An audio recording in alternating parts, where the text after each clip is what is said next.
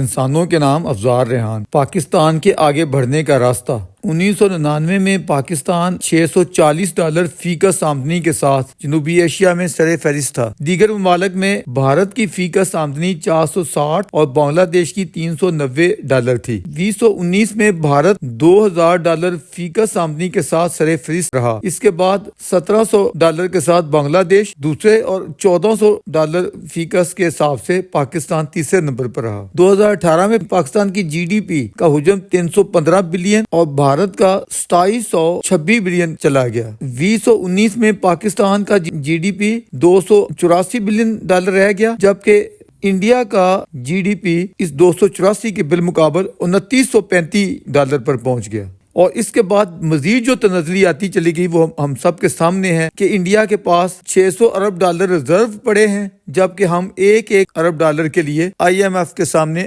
ناک رگڑ رہے ہیں، یا پھر اپنے دوستوں کو کہتے سنائی دیتے ہیں کہ بھائیو ہم بھکاری نہیں ہیں، بس ہمارے حالات خراب ہو گئے ہیں۔ اوپر ہم نے جو اعداد و شمار دیے ہیں یہ اس وقت اڈیالہ جیل میں بند ضمیر کے قیدی پروفیسر احسن اقبال نے قید تنہائی میں اپنے آرٹیکل آگے بڑھنے کا راستہ میں پیش کیے ہیں۔ اس کے ساتھ وہ لکھتے ہیں کہ 1993 میں جب میری عمر 35 برس تھی میں پہلی مرتبہ ممبر نیشنل اسمبلی منتخب ہوا۔ 2018 میں 5ویں مرتبہ نارووال کے عوام نے مجھ پر اظہار اعتماد کرتے ہوئے اپنی نمائندگی کے لیے منتخب کیا۔ اس جمہوری سفر میں بہت سے نشیب و فراز کا مشاہدہ کیا، قوم کی کایا پلٹ دینے والے منصوبوں پر کام کرنے کا موقع ملا، جیسے کہ ویژن 2010 اور پھر ویژن 2025 اور پاک چین اقتصادی راہداری سی پیک۔ دوسری طرف میں نے لاٹھی چارج کا بھی سامنا کیا۔ 2000 میں سیکورٹی ایجنسیوں نے مجھے دہشت گرد کی طرح چہرے پر نقاب ڈال کر اغوا کر لیا۔ گزشتہ انتخابی مہم کے دوران میرے جسم میں گولی بھی اتاری گئی۔ امریکہ کی پینسلوینیا یونیورسٹی سے تعلیم یافتہ احسن اقبال ایک ایسے خاندان کے چشم و چراغ ہیں جس کی مذہبی، سماجی اور سیاسی خدمات ان کی پہچان تھیں۔ ان کے دادا اگر علامہ اقبال کے ارادت مندوں میں تھے تو نانا چودھری عبدالرحمان قیام پاکستان سے قبل بھی اپنے علاقے کی نمایاں سماجی اور سیاسی شخصیت تھے اور انڈین اسمبلی میں ایم ایل اے تھے۔ ان کی والدہ محترمہ اپا نثار فاطمہ کی مذہبی اور سیاسی خدمات واضح ہیں۔ جنوبی ایشیا کے نامور مفسر قرآن مولانا امین احسن اصلاحی آپ کے خالو تھے۔ جماعت اسلامی سے مسلم لیگ کی طرف اپنے سفر کے حوالے سے درویش کے ایک سوال کا جواب دیتے ہوئے انہوں نے کچھ اس طرح اظہار خیال کیا: جماعت کے ساتھ میرا باقاعدہ تعلق تو نہیں رہا، البتہ دور طالب علمی میں میرا تعلق اسلامی جمعیت سے رہا ہے۔ جب میں انجینئرنگ یونیورسٹی میں زیر تعلیم تھا تب میں جمعیت کا رکن اور ناظم رہا، اسی پلیٹ فارم سے یونیورسٹی اسٹوڈنٹس یونین کا صدر بھی رہا۔ میری سیاسی تربیت میں جمعیت کے اس دور کا بڑا دخل رہا ہے۔ جب میں قومی سیاست میں آیا تو میں نے محسوس کیا کہ مسلم لیگ پاکستان کی بانی جماعت ہے، البتہ اس میں ایک کمی ہے، ایسے لوگوں کی جن کی نظریاتی طور پر ٹھوس بنیادیں ہوں۔ میرے خیال میں مسلم لیگ ایک سیاسی جماعت ہی نہیں بلکہ جنوبی ایشیا میں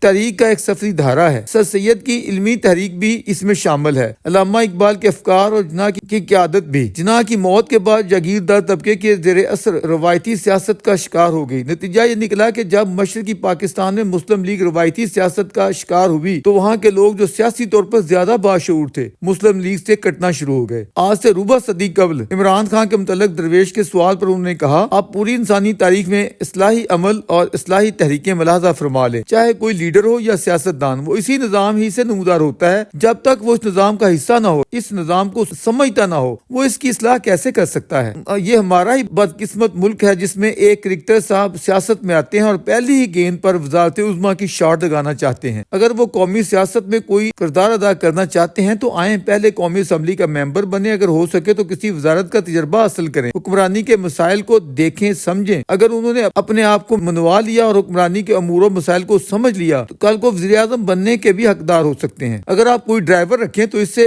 آپ انٹرویو کریں گے کہ پہلے تم نے کون سی گاڑیاں چلائی ہیں۔ اگر وہ یہ کہے کہ پہلی گاڑی آپ ہی کی چلانی ہے تو آپ اس کو کس طرح گاڑی کی چابی دیں گے؟ اور یہ تو پورے ملک کی گاڑی کا مسئلہ ہے۔ یہ گاڑی آپ کیسے ایک ایسے آدمی کے حوالے کر سکتے ہیں جس کو حکومت کا کوئی تجربہ نہ ہو؟ اور جب انہوں نے حاصل کی اور جو سلوک جو حشر اس کا کیا ہے، آج 2018 کے بعد 24 میں ہم اس کے اثرات پاکستان جس تنزلی میں جا چکا ہے اس میں ساری تباہ کاری ملاحظہ کر سکتے ہیں۔ بہرحال یہ تو پچھلی باتیں تھیں۔ آج کی بات یہ ہے کہ احسن اقبال سی پیک کے فکری و عملی معمار ہی نہیں رہے ہیں بلکہ وہ سی پیک کی پہچان یا سی پیک ان کی پہچان بنا رہا۔ وہ منصوبہ بندی کی وزارت سے چودھری نثار کی رخصتی کے بعد پاکستان کے وزیر داخلہ بھی رہے۔ ایک وقت میں وزارت عظمیٰ کے لیے بھی ان کا نام لیا جاتا رہا۔ اس حیثیت میں ان کی محبتوں کا مرکز پورا پاکستان ہے، لیکن ان پر پہلا حق ظاہر ان لوگوں کا ہے جو انہیں بھرپور مینڈیٹ کے ساتھ منتخب کرتے ہیں۔ وہ جہاں بھی ہوں، ان کی تمنا ہوتی ہے کہ اپنا زیادہ سے زیادہ وقت نارووال میں اپنے حلقے کے عوام کے درمیان گزاریں۔ یہاں وہ کبھی اپنے نوجوانوں کی بے روزگاری کو ختم کرنے کا سوچتے ہیں تو کبھی غربت کے مسائل سن کر دکھی ہو جاتے ہیں،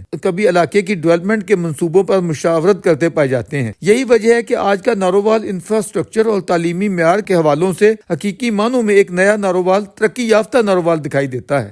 نارووال سپورٹس کمپلیکس تو گویا ان کا ایک ایسا خواب ہے جسے وہ سوئے ہوئے بھی اور جگتے ہوئے بھی برابر دیکھتے ہیں، بلکہ آنے والے اپنے مہمانوں کو وہ اس کی سیاحت اس طرح کرواتے اور اس کی جزیات تک یوں دکھا رہے ہوتے ہیں جیسے ایک معصوم سا بچہ اپنے کھلونے دکھاتا اور خوش ہوتا ہے۔ جس طرح کوئی فنکار اپنا شاہکار اور کوئی تخلیق کار اپنا شاہپارہ دکھا کر خوشی و مسرت محسوس کر رہا ہوتا ہے، اسی طرح احسن اقبال اپنے نارووال کے پروجیکٹس کو دکھاتے ہوئے خوشی محسوس کرتے ہیں۔ یہ نارووال کے عوام سے ان کی محبت تھی کہ ایک دن جب وہ اپنا یہ خوبصورت پروجیکٹ وزٹ کروا رہے تھے تو بے ساختہ بولے، سیالکوٹ والوں کو تو ایسے بڑے منصوبوں کے لیے زمین ہی نہیں مل رہی۔ میرے ضلع کے عوام کتنی محبت رکھتے ہیں، خود آ کر پیشکش کرتے ہیں کہ ہماری زمینوں کو اس پروجیکٹ کا حصہ بنائیں۔ اس کے ساتھ ان کی آنکھیں نمناک ہو گئیں۔ کچھ ایسا ہی احوال بابا جی گرو نانک دیو جی کی کرتارپور راہداری کے حوالے سے ملاحظہ کیا، جس کے لیے ان کی تمنائیں آسمان کو چھو رہی تھیں۔ افسوس پھر وہ اپنے اس شاہکار کی تکمیل دیکھنے سے پہلے ہی پابند سلاسل کر دیے گئے۔ ان کی گرفتاری کی خبر کے ساتھ ہی کرپشن کے الزامات دہرائے گئے۔ یہ کہ کسی غیر معروف اخبار میں یہ خبر چھپی ہے کہ انہوں نے اس منصوبے میں 6 ارب کی کرپشن کی، جبکہ منصوبے کی کل لاگت 2 ارب 90 کروڑ تھی۔ مابعد احتسابی ادارے کی طرف سے ہی یہ وضاحتیں ہوئیں کہ احسن اقبال پر ذاتی کرپشن کا تو کوئی الزام نہیں ہے، کوئی مالی بے ضابطگی بھی نہیں ہے، البتہ انہوں نے پروجیکٹ کی منظوری میں فیزیبلٹی کا خیال نہیں رکھا، یوں اختیارات کا ناجائز استعمال کرتے ہوئے اپنی وزارت کے دوران منظوری حاصل کی، جبکہ ریکارڈ کے مطابق فیزیبلٹی کی منظوری 2009 میں اس وقت ہوئی تھی جبکہ ان کی حکومت بھی نہ تھی۔ یہ اعتراض کیا گیا کہ اتنا بڑا پروجیکٹ انڈین بارڈر سے محض 800 میٹر پر بنایا گیا ہے، حالانکہ یہ فاصلہ 11 کلومیٹر کا ہے۔ سچ تو یہ ہے کہ اس نوع کی کوئی بات بنتی ہی نہیں تھی۔ اصل دکھ کچھ اور ہوتے ہیں، بیان کچھ اور کیے جاتے ہیں، جبکہ جہاں منظوری کا مسئلہ نہ اٹھانا ہو، جہاں اسے ڈبل ٹرپل منصوبے پہلے مکمل کر دیے جاتے ہیں اور منظوریاں بعد میں دیکھی جاتی ہیں۔ اس سلسلے میں کرتارپور دربار یا کاریڈور کے علاوہ بھی کئی مثالیں پیش کی جا سکتی ہیں۔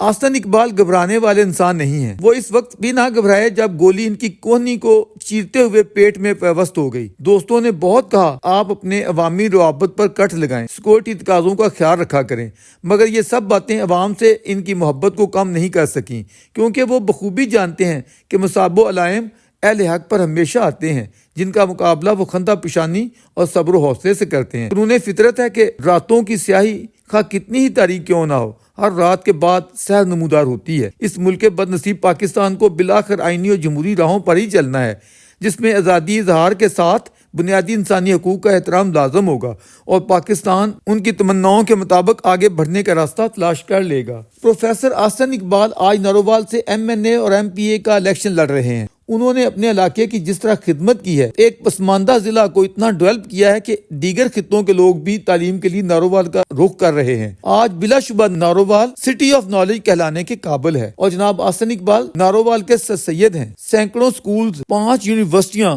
اتنے کالجز، ہنر سکھانے والے ادارے، ہیلتھ انسٹیٹیوشنز، اور پھر ایک عظیم الشان اسٹیڈیم جس میں مختلف نوع کھیلوں کا اہتمام ہے، اور اب وہ آگے بڑھ کر یہاں انڈسٹری کو فروغ دینے کے خواب دیکھ رہے ہیں، اپنے لوگوں کا معیار زندگی بلند کرنے کے لیے شب و روز محنت کر رہے ہیں۔ ان کا کہنا ہے کہ آج میری جو بھی حیثیت ہے، یہ سب کچھ کسی سرمایہ داری یا جاگیرداری کی وجہ سے نہیں، صرف اور صرف تعلیم کی وجہ سے ہے۔ اسی لیے میں اپنے خطے کے ہر نوجوان کو، بالخصوص طالبات کو، تعلیم و ہنر میں آگے دیکھنا چاہتا ہوں، ان کی زندگیوں میں خوشی و خوشحالی ملاحظہ کرنا چاہتا ہوں۔ وہ عمران خان کی طرح کھوکھلے نعرے نہیں لگاتے، بلاول بھٹو زرداری کی طرح تنقید برائے تنقید نہیں کرتے، جنہوں نے سندھ میں اتنا طویل اقتدار ملنے کے باوجود سوائے کھوکھلی تقریروں کے اور کچھ نہیں کیا۔ احسن اقبال کے بقول وہ لاہور کا کراچی سے تقابل کیا کریں گے، اپنے لاڑکانہ کا میرے نارووال سے تقابل کر کے دیکھ لیں۔ بلا شبہ احسن اقبال جس طرح پنجاب اور پاکستان کی آن بان اور شان ہے، اسی طرح وہ اپنے ضلع نارووال کا فخر ہیں۔ انہوں نے کس خوبصورتی سے ایک پسماندہ ضلع کو آج ترقی یافتہ اضلاع کے برابر لا کھڑے کیا ہے۔ بابا گرو نانک دیو جی مہاراج کی جدوجہد سے لبریز زندگی کے آخری 18 برس اسی ضلع کے گاؤں کرتارپور میں بسر ہوئے۔ دربار کرتارپور کی برکت سے اس کی انٹرنیشنل پہچان ہے۔ کرتارپور کے معنی ہے خدا کی بستی۔ احسن اقبال بابا جی کی برکت سے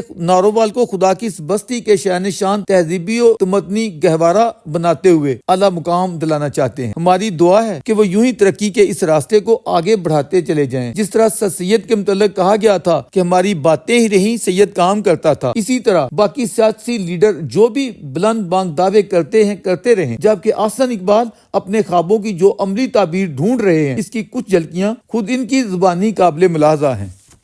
ہم نے اپنے علاقے میں امن قائم کیا ہے اور تعلیم کو عام کیا ہے، اور اس کے ذریعے ہم ترقی کے راستے پہ گامزن ہیں۔ اس وقت نارووال میں الحمدللہ 5 یونیورسٹیز سیٹ اپ ہو چکی ہیں۔ Engineering university, medical college, veterinary sciences, university of Narowal, اور اب یونیورسٹی آف ایگریکلچر کا کیمپس آ رہا ہے۔ میں سمجھتا ہوں کہ میری خواہش یہ ہے کہ میں ایک نالج لیڈ ڈیولپمنٹ کا ماڈل نارووال میں قائم کروں۔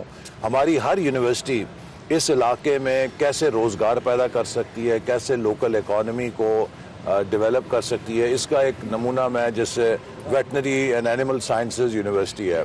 ان کی ٹاسکنگ کی ہے کہ اگلے 10 سالوں میں یہاں پہ ایک کلسٹر ڈیری انڈسٹری کا، ایک کلسٹر پولٹری انڈسٹری کا، اور ایک کلسٹر لائف سٹاک یا میٹ انڈسٹری کا بنایا۔ آپ اسے علی گڑھ آپ پاکستان بنانا چاہ رہے ہیں؟ جی انشاءاللہ میرا الٹیمیٹ ویژن یہ ہے کہ جیسے امریکہ میں سلیکان ویلی ہے، یہ نالج ویلی بنے پاکستان کی۔ یہاں پہ جتنی نالج لیڈ بزنسز ہیں، نالج ڈریون بزنسز ہیں، اور پھر ہم الٹیمیٹلی یہاں پہ ایک ریسرچ کا ادارہ ایسا بنائیں، خاص طور پہ انجینئرنگ یونیورسٹی جو ہمارے نارووال کی ہے، اس میں پاکستان کا جدید ترین انوویشن سینٹر بن رہا ہے، جس میں کہ ڈیجیٹل ٹیکنالوجی کے سٹارٹ اپس کے لیے اور اس ریجن کی انڈسٹری کو ہم انوویشن کا بیک اپ دینے کے لیے کام کریں گے۔ تو میرا خواب ہے، انشاءاللہ یہ ضرور حقیقت بنے گا کہ نارووال پاکستان کی سلیکان ویلی بنے گی۔